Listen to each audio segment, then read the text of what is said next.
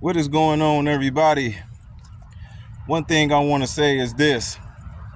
Everybody want to be blessed by God in some unknown way and stuff like that, like just some way that just seems so abundant, right?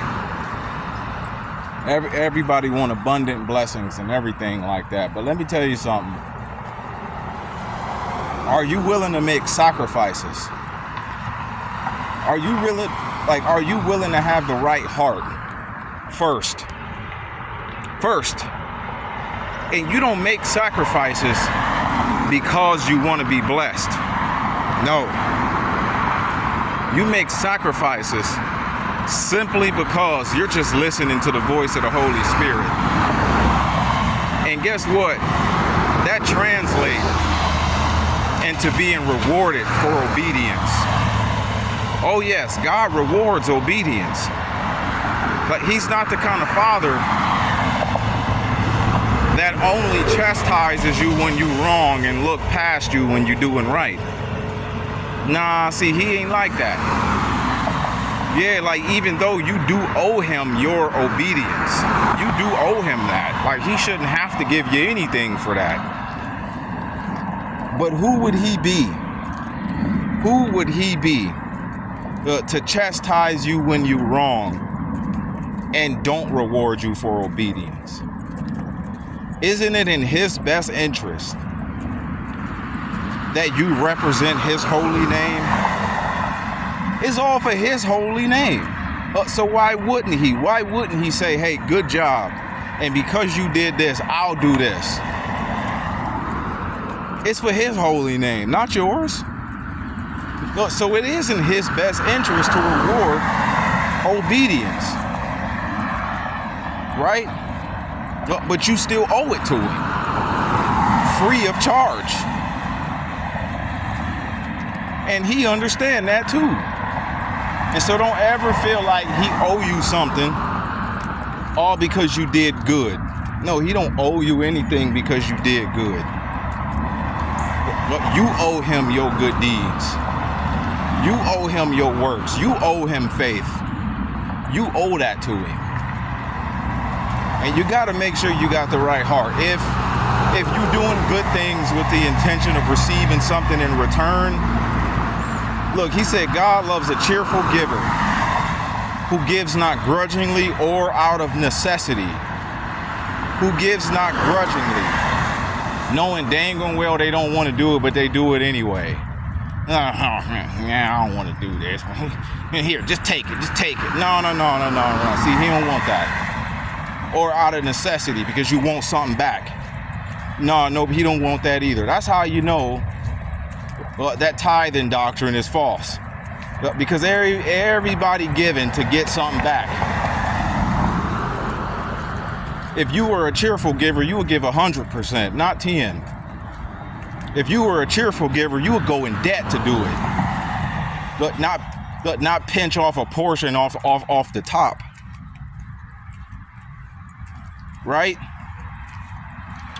If you were a cheerful giver, you would struggle for a little while longer just to give. If you got to give out of your abundance, then what kind of giving is that?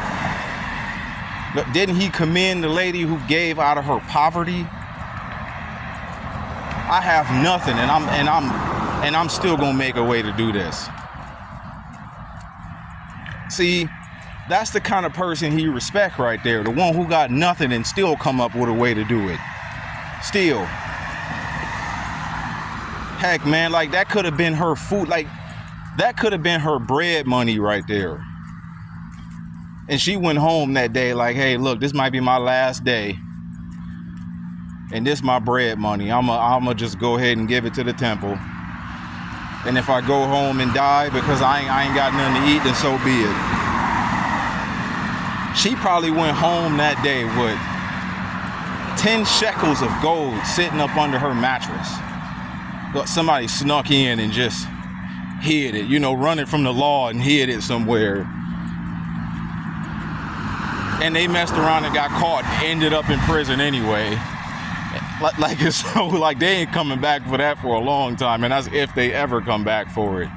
It's like, well, dang, where'd this come from? 10 shekels? Like, man, what the heck? And see, like I think about stuff like 10 shekels. It's like what we would probably call like maybe $10,000, right? But $100,000 in today's money, in U.S. dollars, that is. Like, you know, well, because U.S. dollars is worthless these days. And with that being said, why hoard it? But why be stingy? Well, your money is nothing but a piece of paper anyway. Yeah, like I get it. Like it might cost you real time to make it. It might cost you real effort to make it. It might cost you real blood, sweat, and tears to make it. And so with that being said, man, you might have a different relationship with work altogether and put forth your best effort to just serve the kingdom. And at the end of the day, man, like if a man don't work, he don't eat. But like you gotta work so that way you can eat, but still, all I'm really just trying to say is that your dollars are not your source, they're your resource. God is your source. But let him be the provider. But you want to know what though? You gotta have obedience. You can't just walk around here being any old kind of person, being stingy, being greedy, holding grudges and all that other kind of stuff and just assume that God is gonna pour into you. It just don't happen that way. But because when he bless, I mean, he bless marvelously, but he don't bless just for nothing.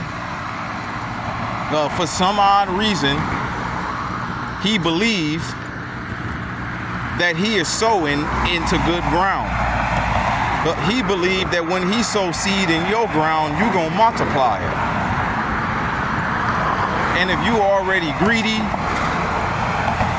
already stingy, already walking around here holding grudges and counting debts and everything like that, it's like, well, like I'm gonna sow into you and you gonna reap a harvest and eat it all to yourself. And then how you gonna have a harvest for next year? See, like you gotta think about stuff like that. But everybody won't understand the sacrifices you have to make in order to be a representative of the kingdom. And it's a lot of people out here in this world that really have no idea what kind of a person the Father in heaven is like. They have no idea that God actually loves and cares about them as a person. They have no idea. All they know is the life they lived so far, where it's dog eat dog, nobody care about you, everybody care about themselves, and you ain't nothing but for somebody to just use you. Some people don't know nothing else in life but that. Nothing. Some people don't know nothing else in life but just getting it how they live. Because if you don't get it how it live, well, look, if you don't get it how you live, then you ain't gonna have it. Some people don't know nothing else. Some people never experience the mercy of God as far as they can remember. Right now, I'm sure they have. I mean, they still alive today. But still, some people never experienced how Christ would show love to somebody. And love is not always about it feeling good, because love can also be judgment. If it wasn't for me being judged for some of the things I did wrong, I probably could have lost my life doing it all over again just because I got away with it last time. And he like, look, I forgive you, but I'ma still have to judge you. Because if you don't learn your lesson today, you might lose your life tomorrow. And so this little hardship you going through right here is nothing in comparison to you dying in your sin. Love don't always feel good. And you need to understand that too. But some people got an opposite point of view of what love is because they themselves are defiled. But to some people, love is absolute stupidity. But to some people, love is recklessness. No, it's just not. But love has order to it. And love also has judgment to it. Love has reasons for it. But love ain't just doled out for nothing. It's with intent, purpose. It's directed and targeted for a purpose. So that way, when everything come home to roost, you can look back on it and actually recognize it. But what's the point of love if you can't recognize it? And so you got to understand that. But everybody won't understand the sacrifices you make. Sometime, man, like you could be listening to God about something and you know everybody's going to nail you to the cross about it. Oh, you an idiot. Oh, you stupid. Oh, you shoulda.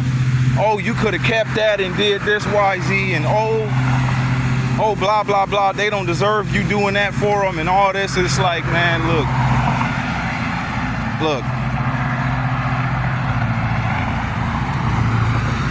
Yeah, but I ain't deserve what Christ did for me on the cross. I didn't deserve that either. And I was called out here to be a representative of the kingdom. And who would I be? For every opportunity I can take to represent his ways. And that's all his ways that I can know about. And that includes the stuff that don't feel good. That includes being a warrior, a soldier, having standards, things like that. Because some people think that the Lord is nothing but somebody like Michael Jackson or Prince, you know, who patting people on the back for all their evil deeds and saying, it's going to be all right. It's going to be all right. You can do it again. Yeah, like no big deal. See, like some people think that that's how the Lord is and he not. But you was called out here as a representative of the kingdom. And he gonna give you opportunities to do that. Like you just gotta look for them. But sometimes people miss them opportunities because petty stuff matter to them more. Being paid back matter to you more. Giving somebody a dose of their own medicine matters to you more.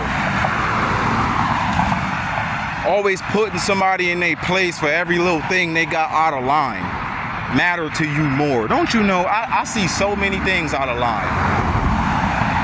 And I am not quick to just go around putting everybody in their place about every little jot and tittle they get wrong. I'm like, no, but it's going to be a matter of time before I call it all in. But now I done already told them before, and apparently they heard me. And you know, they just walk on by it, walk on by it, walk on by it. And so that they know that next time when I have to stand up and do or say something about it, I was more than fair with them. I was more than patient with them. I even asked them the first time to please stop. Please. I have been more than merciful with them. I have been more righteous than them in this matter. So that way they can't say, you was too hard. You was unfair. You didn't give me a chance. You fooled me. You deceived me. You played with my head. You did this. You did that. It's like, oh, no, I didn't. No, I didn't. All you got to do is go back in time and recount every time. Every single time. Every time I did nothing when you did worse. Every time I did as little as just had a talk with you when you did worse. But apparently, you believe that you can have your cake and eat it too. And I don't want you to go to hell for that. Because everything you do against me as his child, you will be held responsible for that. And so if I don't put my foot down about this today, you might lose your life tomorrow and be judged about it. Because if he don't miss what I do wrong, what makes you think he's going to miss what get done wrong to me? Right? And see, but people don't understand that. Like, people call good evil and evil good these days. Sometime a heartbreak is good for you. But sometime a couple years behind bars was good for you. But sometime a car accident was good for you. A house fire was good for you. Like, ain't that something David said? And I can't necessarily remember how he said it. But David basically said that it was good that God chastised him. It was good that he was stricken. But that kept his heart right. That kept him in check. Because it was through David's obedience that the kingdom of Israel was blessed. All through one man's obedience. And I mean, like, I'm not here to say that everybody else's obedience don't count. But one man's obedience could have rubbed off on the whole nation. And that's what you here for. You are a royal priesthood. You are a royal priest. Royal is like what? King, kingly, queenly. Priesthood is like what? Service for God. You are both partaker in the kingdom and priesthood. Man, look, like back in the Bible days, you can either be one or the other. You can either be king or priest. No, like, you couldn't be both king and priest. But Jesus Christ was, though. He was the only one who became both king and high priest. And you are partaker in that. That's a heavy burden to carry. Your obedience will rub off on everybody around you, even if they hate you for it. Like, for real. Because sometimes your obedience judges other people. And you could have been the last straw before judgment. You being a witness can either save or damn somebody else. Do you not know that? You being a witness can either save or damn another person.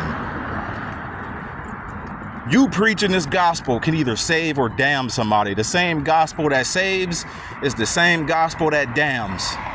You need to understand that. And I know that that don't sound fun and encouraging and exciting and stuff, but it's true. We need to have a healthy view of this. But the same Jesus that loves is the same one who will cast a lot of people into the lake of fire. The same one. The exact same one. The same Father who gave his only begotten Son because he so loved the world is the same Father who gave authority to his Son to either let people into the kingdom or cast them off into the lake of fire. Yes, they're all in it together. The same Holy Spirit who's pressing on your heart is the same Holy Spirit you grieve every day, who's going to be a witness to God about what you did. Yeah, he gonna run off and tell on you. But the same Holy Spirit that keep your secrets is the same one that'll tell them. Like, you just need to know this. In order for you to have a healthy view of the fear of God, because without the fear of God, you cannot move in wisdom. And the Bible say the fear of the Lord is the beginning of wisdom. If you don't fear God, the only thing you're going to interpret love is, it's just an act of stupidity. Like, it's an act of stupidity to come all the way to the cross and never obey Jesus. All because of what? Grace.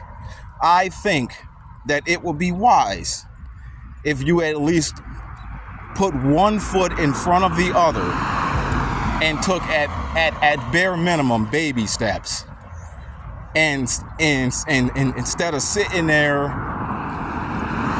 and looking at the whole journey in front of you and just never making a move at all. Like, dead serious.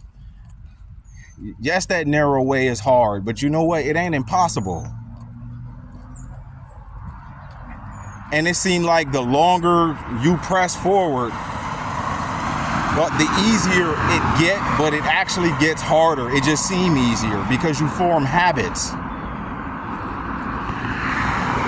But like it used to take your effort, now this is just what you are. Know what I'm saying?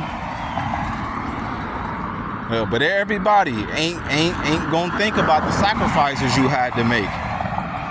But when it's time for you to be blessed, when it's time for your blessing to come, after all they said, after all the things they said about how dumb you were,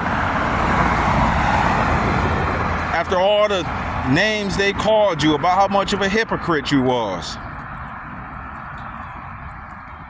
after you sat there and endured hardness as a good soldier for a long time, they won't even be able to link the sacrifices to the blessing.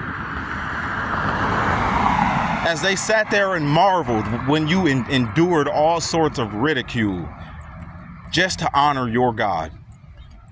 Just as they sat there and marveled when you took losses just to honor your God. They like, I can't believe anybody would do something like that. Like, that's crazy. And they're going to see the blessings and they're going to marvel even more. Like, how did such a thing happen to somebody like you? You? Man, come on. Like, just last summer, you was catching the bus. Man, just last summer, you was sleeping on your mama's couch. Just last summer, you was somewhere offering discounted services just to stay alive. Just to get a job. Just last summer, you was working at McDonald's. In fact, that was just yesterday. And it seemed like in 1 hour, God can change the whole story just like that. Just as they sat there and marveled throughout all the sacrifices you had to make. Just as they sat there and ridiculed you over you enduring hardness and willing to be the one that everybody called names and stuff like that, just because why? You have biblical principles that you got to live by first and foremost. And they're going to sit there and call you names when God bless you. Oh, who you think you is? Oh, you just think you better than everybody. Oh, you think you don't owe me nothing. Oh, you think this. Oh, you think that. It's like, well, I ain't think nothing. I'm still trying to wrap my mind around the blessing I just got. I ain't even had a chance to think about nothing. Like, you know what I'm saying? Like I'm still trying to figure this out here. I don't think nothing. No, they think that. They do. And you want to know what's even harder? Is in the time of blessing, when the power is in your hand. But now you ain't the gum on the bottom of everybody's shoe no more. But now you ain't the one everybody think they need to control and fix and put in their order and build in their image and all this other stuff. Now you the one with the power in your hands when you in that position and you still have to honor God. When you got the power to make any move and still choose mercy. When you can single-handedly ruin somebody's life, all it takes is one phone call and one check. Heck, you might not even have to do that. You might have people just being a servant to you for no good reason. Heck, man, like you might end up in a position when you do something so good for the city change the crime rate. One public sermon out at the park, you done brought gangs, street gangs together. Bro, like you can have mayors and politics eating out of the palm of your hand. And not because you power hungry, but because you did what they were not able to do. All because why? You were obedient to God. It's in those moments when you are in a position of power, when it is much more challenging to obey the principles that Christ has set before us. He said, what? Those who show mercy will be shown mercy. And when people hurt you the most, say the most about you, do the most to you, and you can do anything to put them in their place, and you choose to bless them instead. Look, here's something I learned early on. I learned this like my first week being saved. You want to know how God deals with a lot of his enemies? He turned them into sons. That one person you believe deserved to go to hell above everybody you know, he turned them into his own sons. That's how he fixed that problem. Think about Paul, who was Saul at the time. He was, he was the ringleader, persecuting the very first church, persecuting the very first body of believers. He was, and what God did to solve that problem, saved him. Saved him and used him to the same extent, but that he was being used by the enemy.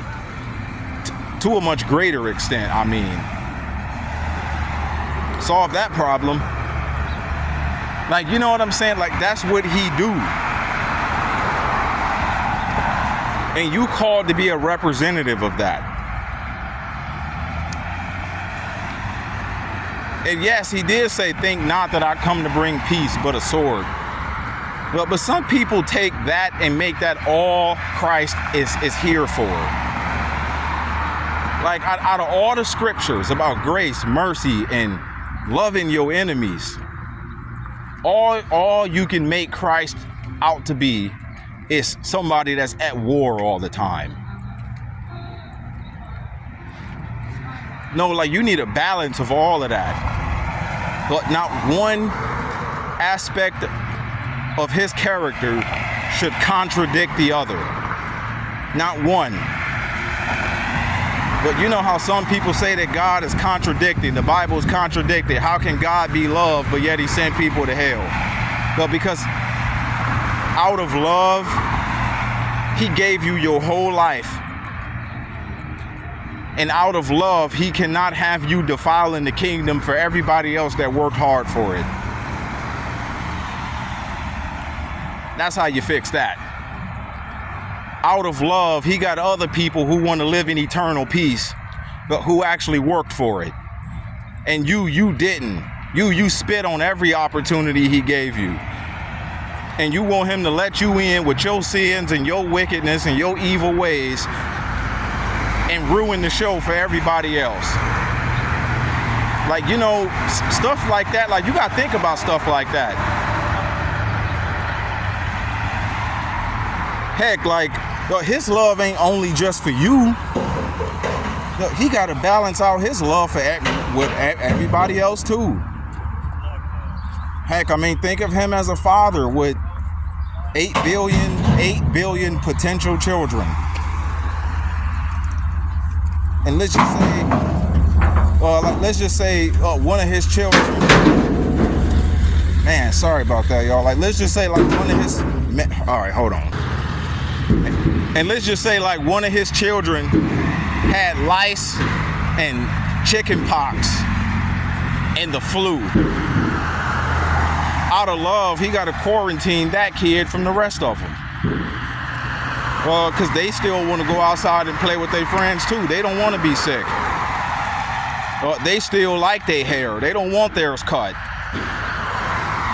Like, you know what I'm saying? It's just like that. And you always got to think about it, though. Some people take every opportunity they can to satisfy the flesh. And then they wonder why the blessings of God and the peace of God is not on their life. They always blame God for when they depressed and stuff don't work out their way. And every time he give you an opportunity to do things his way, you spit on it because your flesh matter more to you. No, doing things your way matter more to you.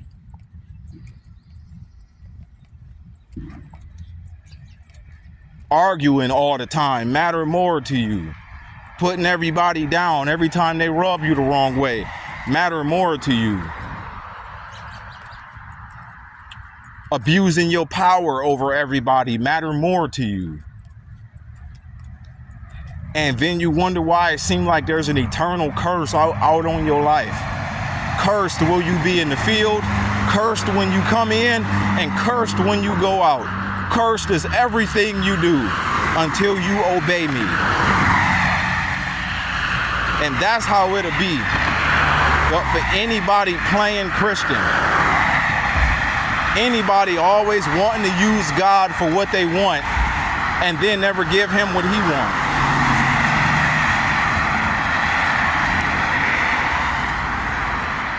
But those of us who at least try, like, you know what I'm saying? Like he can see when you trying. Like, I'm at least trying to follow what this Bible say. Like, even the stuff I don't like. Like, I just recently made up in my mind that I'm gonna actually start living for the dietary laws and things like that. It seemed like every time I turn around, it ain't nothing around me but just everything that go against the dietary laws. Rabbit meat and squid. And it's just like, man, come on. I'm like, I guess I'm gonna have to just go hungry. Heck, man, like, he sees stuff like that. He counts stuff like that. And don't think that he ain't going to in turn bring good health to your body. He'll give you energy at times you should have been tired. That right there is a blessing too. Allow you to make the best use of your mind all day long. Make the best use of your brain power. That's a blessing. Like everybody think blessings are only monetary. They're not. Like, imagine getting $10,000 today, and then by the next day you find out you got cancer. And I'm not trying to, make anybody feel funny who might struggle with that right now. But blessings are not always monetary. And sometimes, like, you end up in struggles just to have an opportunity to honor the Lord, so that way he can bless your life. But how come the hard times ain't allowed to happen to you? Well, you want the blessings to happen to you, but the hard times can't. But what? Like, did he put his spirit in the wrong person? Huh? Like, did he put his spirit in the wrong person? Well, how come the house fire can't happen to you? How come the car accident can't happen to you? Did he put his spirit in the wrong person? But did he choose the wrong person to honor him with their life? Is that what you're saying? Huh? But because that's essentially what we say when we complain about everything. Every time you complain about how life is, knowing that your life is in God's hands, you basically saying, Lord, you picked the wrong one because I don't like your ways. You picked the wrong one because me and you ain't compatible, because the way you do things is not how I need them to be right now. But that's what wives are saying to their husbands. Every time they ain't get around to something fast enough because everything else is also important. But you basically saying he picked the wrong one. No, he know what he doing. Now he can drop everything and then start doing that, and then everything else fall to hell. Now that's another thing to complain about. No, he do everything in order. Everything going in design order, from most urgent to least urgent. It's not that urgent to change the color of the curtains. If it is, you do it. Well, you don't need me to do it. You just don't want to pick up a hammer. Heck. And that's if it take a hammer. Like, you know what I'm saying?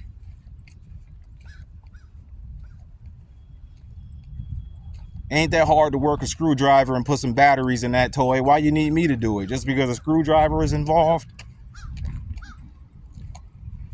Oh, like you think everything that take a tool is a man's job? Like, no, like it's just really not. Or just wait until I can get around to it. Everything happened in a design order. The more you complain, the more you basically saying, I'm not for you and you ain't for me. But that's basically what you're saying, and you ain't even got to say it. And you say the same thing to God every time you grumble and complain. Oh, man, why is always got to happen to me? It happened to you as an opportunity to honor me because I want to bless you, but I want to sow seed in the good soil. I don't want to sow seed on thorns. Like, I don't want to bless a prick. I'm sorry.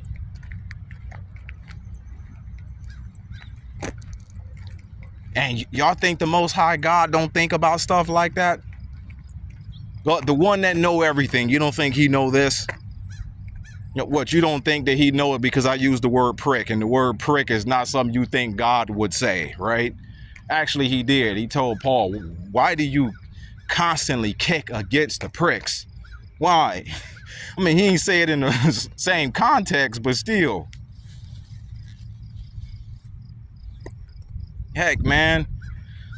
Think of the Most High God as a dude that just don't play. Like, man, look, bro, like the realest person you can ever have a conversation with. Somebody just keep it all the way real with you. No, instead, y'all think of him as Prince or Michael Jackson or somebody like that. Somebody that'll start dancing and all that other kind of stuff. No, man. No, he's not like that. No, he's not that sissy boy y'all see on the pictures. All they doing is dumbing down the reality of the Messiah. No, he gonna keep it all the way real with you. Like, bro, look, he had to keep it all the way real with me in days when I was like, man, ain't nobody ever said that to me like that. Ain't nobody in my life ever kept it that real with me like that. Like, how did I not come up with this? Well, because you ain't God, like, you know? Always tell myself, I wish I could respond to people and circumstances the same way the Lord do. And like, I look at some of his responses he give to questions people have, and I'm like, he said that perfectly. Like, he chose perfect words for that. Like, he didn't say one thing less, one thing more, and yet it was more loaded than what it even sounded like at first. I wish I could be just like that. I do. Like, I get tired of repeating myself and saying things in 18 different ways in order for somebody to understand. No, like, I wish my words can be said once and they can cut you right to the heart. Like, I don't like repeating myself, or they can be used once and they can snap you away, get your attention, and help you to understand. I ain't just out here trying to cut people to the heart, but you know what I'm trying to say though, right? I wish I was more like that. I really do. Because sometimes, man, dealing with the generation we have right now, it's almost like people just ain't all the way together upstairs. I don't know what it is. I just be sitting back thinking to myself, like, what are you thinking? What do you think this is? Really? And you got the nerve to blame me for what you did? I didn't do it. All I did was stood right there and watched you. Like, you know what I'm saying? Like, but like, if anything, you can blame me for standing right there and watching you. But no, I ain't make you that mad. You chose to be that mad. I ain't make you say what you said. You chose to say what you said. I bet you I'll never be able to blame you for what I did or said. I don't know, man. People is just not all the way together upstairs. I don't know what's wrong. Or maybe I was once like that too, and I'm just forgetting where I came from. And I hope that ain't the case. Honestly, yeah, like I was like that too, and I'm just forgetting where I came from, because there was a time I was a fool, a ignorant, stupid fool. All I got to do is go back to some of my old Facebook posts from almost 10 years ago. Like, what made you post this? Like, are you drunk? Like, you know what I'm saying? Like, I don't know, man. But y'all, man, look, y'all have a good day. Always remember, man, God do reward your obedience. He even rewards you trying. Because he want you to want to keep this up. But at the same time, prepare your heart for temptation. You choosing to honor the Lord is going to come with a lot of backlash sometime. Your own spouse won't get it. Your kids won't get it. Your mother and father won't get it. Your boss at the job won't get it. Somebody come at you crazy and dogging you to their face, and you choose to give them a hug instead. They're like, no, you should have punched them. It's like, yeah, I should have, but it's a reason they acting like that. And some people really do need to be dealt with, because like they've been so used to being babied to where that's what they trying to do. They trying to get babied by doing all of that attention seeking, and they really just need to grow up. You know what I'm saying? Some people really don't need to be babied. Like that's the last thing that's going to be beneficial to them. But some people been trying to be strong for so long, and it was just that one day. Like out of 1,000 days, I done had that one off day. I just finally just went off and snapped. I'm sorry. And you like, look, all you gotta do is trust the Lord. He will see you through whatever you're going through. How you know I'm going through something? I can just see it. I don't know. Like, it just seemed like that. Like, yeah, you might have went off on me, but for some odd reason, you don't take me to be the kind of person who just walk around here going off on people. Something going on with you. Like, you know what I'm saying? Like, it just is like that, man. You hold people's debts over their head, man. Like, bro, that could be the last debt they pay that will ruin their life forever. Is it more beneficial to forgive? Or is it more beneficial to the world for you to be paid back? Is there not a God in heaven who can bless you? Some people don't have that. They don't know anything about that. And that could be the one event that changed their lives forever. They could essentially become a son of God over that. And no, you being paid back matter more to you. As if there's not a God in heaven that owns the whole world. He can give you anything. Anything. What? Like, what you want? A wife, a car, a house, a dog? Like, what you want? All I'm asking you to do is represent me. That's it. Win souls for God through how you move whenever these opportunities present themselves to you. Every time something important going on, you better believe it's an opportunity. And even when important stuff ain't going on, it's probably some window of opportunity in that somewhere too. But is your mind focused on being a representative of the kingdom? That's where some people miss. Their mind ain't set on that stuff. Their mind is set on me, my, and I. If your mind ain't set on that, man, stuff will come by unaware. and you just missed it. You just put a stain on your witness for Christ forever. All because trying to get back at somebody matter more to you. Understand. Peace.